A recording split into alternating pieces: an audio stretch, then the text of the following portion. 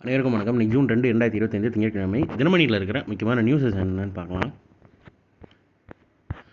Chennai central மெட்ரோவில் ரூபாய் 1.85 கோடியில் புத்தக பூங்கா பொதுமக்கள் பயன்பாட்டுக்கு விரைவில் திறப்புன்னு தெரிவிச்சிருக்காங்க. சென்னை மெட்ரோ ரயில் நிலையத்தில் 1.85 கோடியில் அமைக்கப்பட உள்ள புத்தக பூங்கா விரைவில் பொதுமக்கள் பயன்பாட்டுக்கு திறக்கப்பட்டுள்ளது.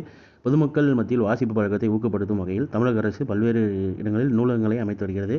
அதன் ஒரு பகுதியாக இதையும் சேர்த்துருக்காங்க, பார்த்து வச்சுக்கோங்க. அடுத்ததாக இதுக்கான திருக்குறள் என்னன்றதை பார்த்துருவோம். வெண்மை எனப்படுவது யாதெனின் உண்மை உடையம் யாம் என்னும் செருக்கு. புல்லறிவு என்று சொல்லப்படுவது யாது என்றால் யாம் அறிவு அடையேம் என்று ஒருவன் தன்னைத்தானே மதித்து கொள்ளும் செருக்காகும் அப்படின்னு புல்லறிவாண்மை அப்படின்ற அதிகாரத்தில் திருவள்ளுவர் சொல்லியிருக்காரு.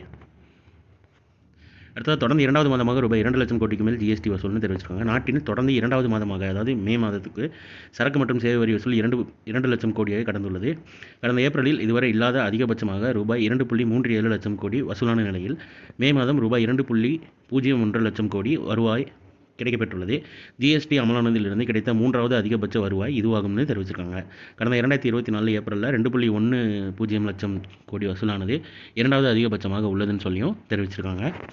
அப்புறம் இந்தியாவின் மிகப்பெரிய முதலீட்டாளர் சிங்கப்பூர்னு சொல்லியிருக்காங்க. அதாவது கடந்த 2024-25 நிதியாண்டில் சுமார் $1,500 கோடி, சுமார் 1.28 லட்சம் கோடி முதலீட்டுடன் கடந்த 7 ஆண்டுகளாக இந்தியாவின் மிகப்பெரிய அந்நிய நேரடி முதலீட்டாளராக சிங்கப்பூர் தொடர்கிறதுன்னு கொடுத்துருக்காங்க. அண்டு மொத்த அந்நிய நேரடி முதலீட்டில் இருக்கிற இந்தியாவில் முதலீடு செய்கிற நாடுகளோட பட்டியலும் கொடுத்துருக்காங்க. இல்லை சிங்கப்பூர் முதலிடத்தில் இருக்கிறதா தெரிவிச்சிருக்காங்க.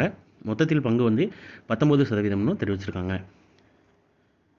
அடுத்ததாக வயது அடிப்படையில் 3 வகை திரைப்பட தணிக்கை சான்று மத்திய அரசு அறிவிக்க வெளியீடு. 7 வயதுக்கு மேல் இருந்தால் UA7+, அதாவது 7+ அப்படின்னு போட்டிருப்பாங்க போல். இதுக்கடுத்து வர படங்களுக்குன்னு நினைக்கிறேன். 13 வயதுக்கு மேல் இருந்தால் U+A 13+, 16 வயதுக்கு மேல் இருந்தால் U+A 16+ அப்படின்ற 3 வகையான திரைப்பட தணிக்கை சான்று இனிமேல் வரும் அப்படின்ற மாதிரி மத்திய அரசு அறிவிக்க வெளியிட்டிருக்காங்க. ஸோ இன்றைக்கான இம்பார்ட்டன்ட் நியூஸஸ் அவ்வளோதான். இது ஒரு ஷார்ட்டர் வெர்ஷனாக 1 மினிட் கரண்ட் அஃபேர் நம்ம சேனலில் இருக்குது. வேணுங்கிறவங்க ரிப்ளேஸ் பண்ணிக்கோங்க. மேலும் இன்னொரு நியூஸ் வீடியோவில் சந்திப்போம். தேங்க்யூ.